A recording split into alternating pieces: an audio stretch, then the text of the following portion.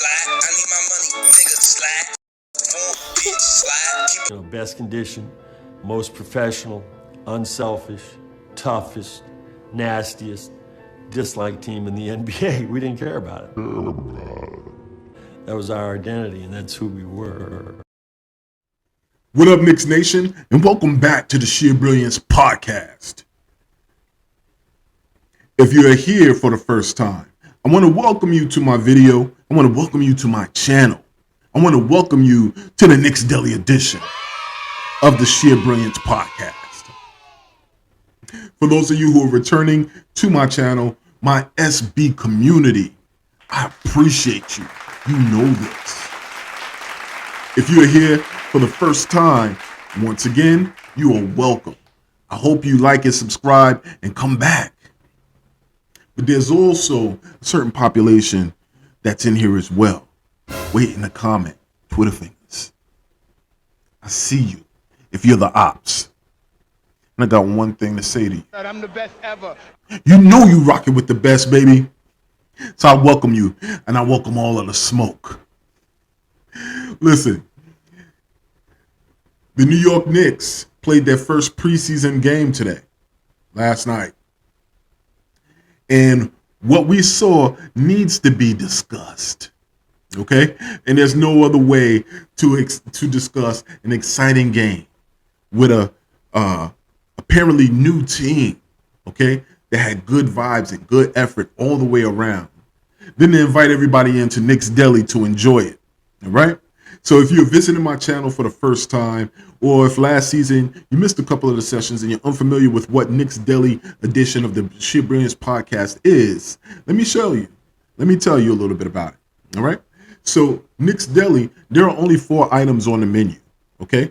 Those 4 items contain, first, bacon, egg, and cheese. So when you walk into any deli in New York, you know, the deli is the staple of New York, or the bodega is the staple in New York. You got to go in there for 4 things that are absolutely hitting. First thing, bacon, egg, and cheese, okay? And for Knicks Deli, the bacon, egg, and cheese are, who were the 3 players who really had an impact on the game that really contributed to us securing this win? So what I'll do is I'll just identify 3 players who make up the bacon, egg, and cheese of this victory against the Pistons, okay? Second thing on the menu is the dollar slice. Now, everybody know New York has the best pizza in the world. The best pizza in the world. And the dollar slice is the staple, okay? So if you are the dollar slice of the game, that means you are the most consistent. You've been the most consistent in this game, and without you, your imprint on the game wouldn't be valued as much, and we probably would have lost this game. So we're going to talk about the player who is the dollar slice of this game, Mr. Consistent, okay? Third item is the chopped cheese. Now, everybody knows that the chopped cheese is also a staple, but that joint is relatively new, and that joint be busting, okay? So we're going to look at the player who's relatively new or who had an impact on the game and see who that player reveals himself to be.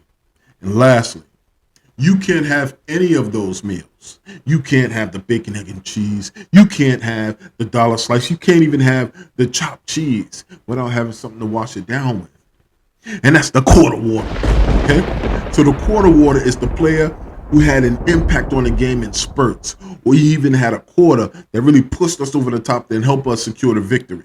So we're going to talk about who the quarter water of the game is, all right? And that's Knicks Deli. When you visit the Knicks Deli after a win, we're going to take care of you. We're going to feed you. We're going to get you right. All right? So let's hop into it. Let's talk about who are on the menu here at the Knicks Deli. All right? So what are the 3 players that make up the bacon, egg, and cheese of this game? The New York Knicks secured this victory over the Detroit Pistons. All right?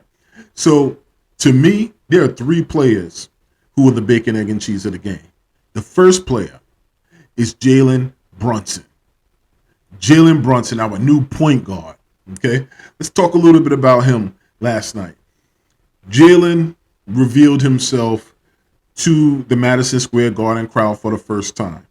And everybody who could see it in person, everybody who could see it through the screen, everybody in Dallas already knew it, that this man would have the impact that he had on last night's game here in New York.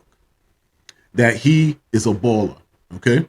Jalen Brunson had 16 points, 5 assists. He went 7 for 9 from the field goal. All right. But to me, he is my favorite player. Now, I've been a Knicks fan since 1993.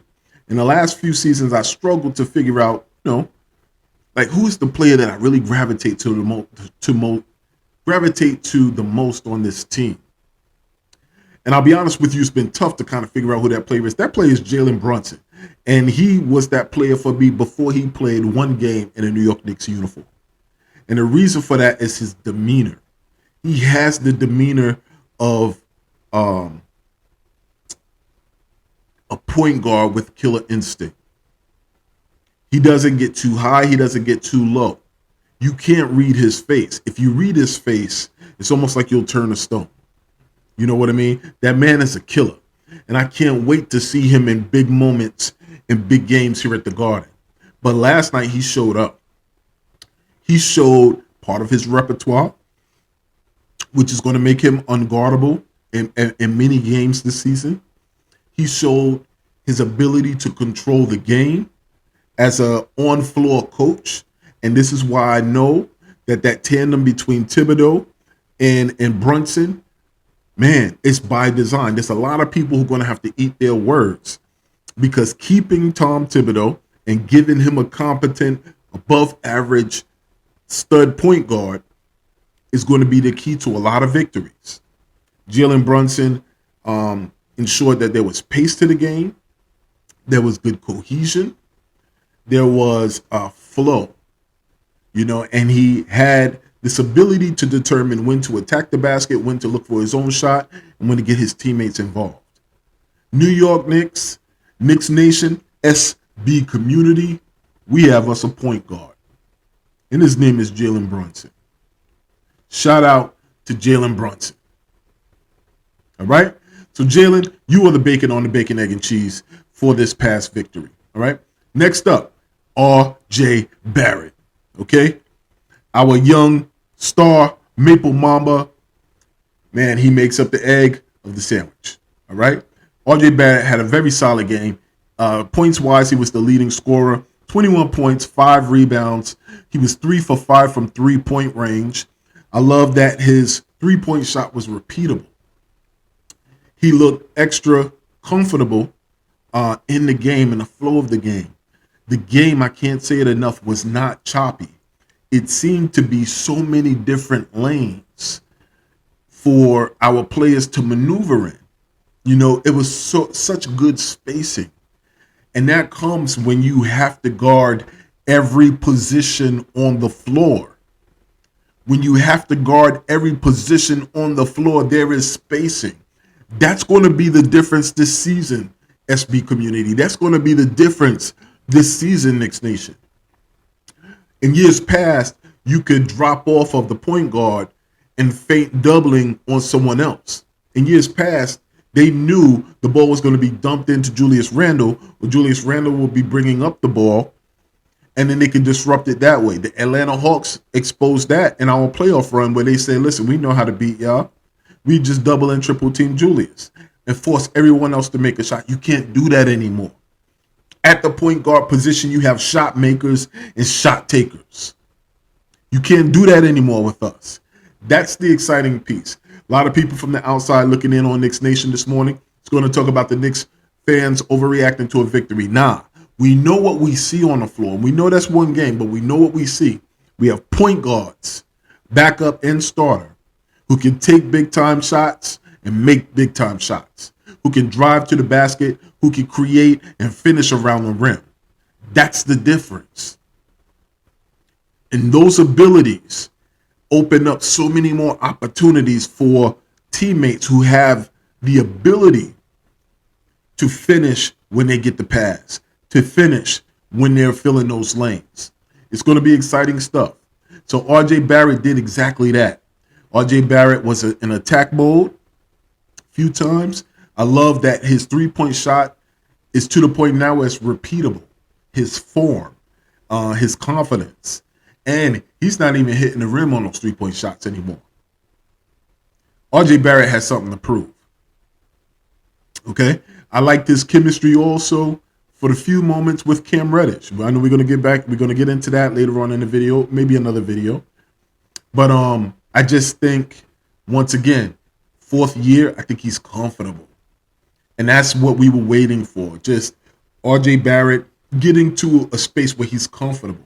And that showed last night with 21 points, 5 rebounds, 3 for 5 from the 3-point range. All right? So RJ Barrett, you are the egg of the bacon, egg, and cheese sandwich. All right? And lastly, who makes up the cheese? I'm going to get at the Julius Randle.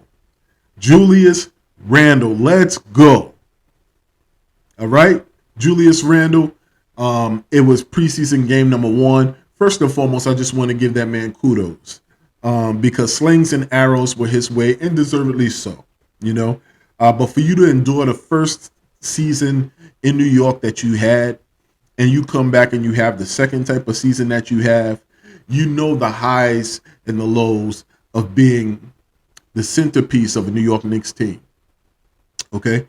So for you to come back this season and still know what to expect and try to have a clean slate and not really make too much noise about wanting to be traded, kudos to you. But last night you looked good. He looked good. Last night, Julius Randle, first and foremost, let's not get it mistaken. Everybody knows, it's no secret about how I feel about Julius Randle. I believe the man is a talent. I just think in terms of New York and the mentality, he's struggled.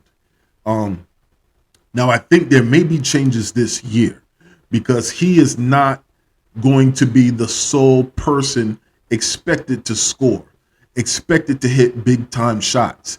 I think now he understands that his role needs to change. RJ Barrett, with respect to the amount of touches he's received, with respect to the level of contract he received, RJ Barrett is now placed in a position where he's going to be responsible for helping carry that water. Okay? And Julius knows that. And the team has made it clear that that is the case. So that lessens a little bit of pressure on Julius. Also, the New York Knicks go out and get a point guard who had a phenomenal season, who has gotten better every year that he's been in this league, and who shows the potential to go even further. And that also helps Julius carry this water. So when you don't have to carry the brunt of the water and you have teammates who can help you do so, then more times than not, you can do what you do best, and that's cook. Julius Randle, nobody has ever questioned his ability to put points on the board, his ability to grab 10 rebounds. Now imagine if that is as a third option and you're still capable of doing that. That's where we need him to be. Okay? And of course, everybody wants that star player. But 2 years ago, there was a statement that was made in an interview when we were just about to face the Brooklyn Nets in a big game, and we was having a Cinderella season. All right? And that statement was made by both Julius being there and another player on the team. And that statement was, we're Big 15. And that's that season, what most teams had trouble with us. They had trouble with our depth on the team. All right? No matter who was out there, we were going to give you defensive pressure, and we were going to make you work for it. So when they talked about the Big 3 that was in Brooklyn, we came back and said, we have a Big 15. We have a Big 15 this season. We have a Big 15 this season. And if Julius Randle settles into his role, we are going to be a problem across this league. We are going to be a problem. We are going to be a playoff team. So Julius Randle last night really gave us hope that that is going to be the case. He picked and chose his spots. He didn't force his game. You know, he played well off of his teammates. He was engaged all the way through. And I know it's the first game of preseason, but these things are important.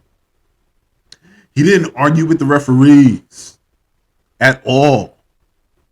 You know, and that was something that was key. His body language was phenomenal. You know, and then once he got into a little bit of rhythm, he started knocking down those shots, hitting difficult layups. And I think that is going to be the value of the point guard, getting him in spots where he needs to work, that he can sit back and wait for his rhythm to come as a result of the flow of the game. That's the value of a point guard. That's the value of a point guard who puts pressure on the other team's point guard. That's the value of a point guard that the other team has to actually prepare for on both ends of the floor. So Julius Randle, great job, bro. It's a pleasure watching you play, and I hope that this is something we see throughout the season. Because if so, we're going to be back to being a Big 15. So the bacon, egg, and cheese of the game is Jalen Brunson, R.J. Barrett, Julius Randle. The game didn't look congested on the floor when they were together. It was good spacing. It was great pace. Everyone looked like they knew where they needed to be and where they wanted to go. This was the flow of the offense that we've been yearning to see for a number of years, and it was a beautiful thing to watch. All right? So shout out to that squad for being big inches of the game. Clap it up for them. Clap it up. All right? Next on the menu, who is the dollar slice of the game? All right? The dollar slice is someone who is a classic. All right? They're reliable, and they're the staple of the game. Okay? Now, some people may not agree with me, but I'm going to give this to Emmanuel Quickly. All right? Shout out. Give us a round of applause for Emmanuel Quickly. Yeah. 13 points, 5 of 11 shooting, 3 assists. Most important to me, other than the stat line, is his energy on the floor. You know, just watching how, you know, he played on a team that has new pieces. You know, you return into the game, and a lot of people have made conversations surrounding knowing whose role is what. He brought good energy. He seemed to be in control and comfortable with himself within the game. He seemed stronger. You could tell when he attacks the basket, he's not so easily knocked off of his route, his balance. Okay? And that was something that's great to see, and I continue to love and enjoy watching when he's on the floor with Obi. There's passes that are made that look very errant, but they are pinpoint passes to Obi Toppin. And I think that's going to be something that we know is going to be a staple of the future. Okay? So Emmanuel Quickly, once again, 13 points, 5 of 11, 3 assists. It was great kind of watching him in that piece. And for that, I'm going to give him the staple of the game. I'm going to give him the dollar slice. So round of applause for Emmanuel Quickly, dollar slice of the game. Yep. So video's going a little bit longer than expected, so I'm going to speed this up a little bit. Who is the chopped cheese, right? If you want to know, once again, what the chopped cheese is, the chopped cheese is relatively new, but that thing be busting, okay? That thing be busting. And the chopped cheese of this game is going to go to Isaiah Hartenstein. Let's go. Round of applause for Isaiah. Isaiah Hartenstein had 8 points. He was 3 of 5 field goal, 2 of 3 for 3-point shooting from the center position. Listen, kudos to the New York Knicks organization for going out and signing the most underrated signing of the offseason. This young man, several things stood out to me about him. First and foremost, when he's stepping into 3-point shots from the top of the key at the 5, that's going to be stupid. In a good way. New York stupid. That's going to be stupid. That's going to be ridiculous. Because now teams are going to have their 5 pulled out to the 3-point line, which creates more space. Okay? That's from the second unit perspective. Keep that in mind. When you have a 5 who is taking shots or who is a threat from the 3-point line on a unit that has Derrick Rose, so now when you step out to the 3 as a 5, you create lanes, driving lanes to the basket. You're going to give that to Derrick Rose? You're going to give that to IQ, who is tightening up his handle and now has the ability to pump fake the 3 and drive to the basket? You're going to give that to Obi Toppin, who has Derrick Rose and IQ looking for him as he slashes to the basket? Listen, our second unit, the Terror Squad, is going to be terrorizing the league this year. And it's a lot to be said with Isaiah Hartenstein having that passing and and Isaiah Hartenstein with a passing ability at the 5. Not only can he stretch the floor, but he has great vision and he could pass. The Terror Squad has arrived to Madison Square Garden. Because when the Terror Squad comes in, we don't have to worry about recapturing the lead, because now our first unit looks like they're capable of not only pushing up the score, not only getting the lead, but pushing up the score. But before, where we used to rely on our second unit to pull us back into the game, Terror Squad is going to pile on. It's time to terrorize the league. And where else to do it than in Gotham City? Terror Squad has shown up. Right? So, Chop Cheese, Isaiah Hartenstein, man, he brings a different dynamic to our team. All right? He hustles at the 5 position. So, we have, man, a nice 3-headed monster at the center position. But he hustles. I heard somebody say this, and I think it's true as well. He's reminiscent of David Lee at the center position, where he hustles, he keeps, rebounds alive. He's a good passer. He has that jump shot that he's capable of making. He's going to be a fan favorite here at MSG because he's comfortable playing in the atmosphere of MSG. He's comfortable playing with his teammates already, and he's new. He fits our culture. So I'm going to look forward to watching Isaiah Hartenstein play with our team this year. So Chop Cheese goes to Hartenstein. Let's go. Round of applause. And we come to the last item on the menu, all right? The last item on the menu at Knicks Deli is the quarter water. The quarter water. All right? And the quarter water is the person that has an impact on the game in spurts, all right? Or who has a phenomenal quarter that really changes up the momentum of the game, puts a stranglehold on it and contributes to the win. And the quarter water goes to Deuce McBride. Stand up. Give a round of applause for Deuce McBride. Let's go, Deuce. The Deuce was loose last night in MSG, okay? 3 for 7 field goal, 7 points. But his defensive impact was Gary Payton-esque, all right? This man went out there and had 6 steals in the game, okay? Coach Tibbs wanted to see and wanted to give Deuce McBride some playing time early. That's why he played Derrick Rose very few minutes. And Deuce McBride didn't disappoint. Deuce McBride went out there. He wasn't dancing. He wasn't smiling. That man was just doing work. He was in the passing lanes. He was a passing lane hawk. He showed feline quickness. He had his bulldog attack mentality. And he also played like he was demanding a role and not expecting to have a role given to him. That idols must become rivals. That's when you compete with each other in practice so hard that it helps the team get better. You don't ask, can I get playing time? Can I get some minutes? You demand it by your level of play, your level of intensity. And that's what Deuce McBride shows every time he gets out there on the floor.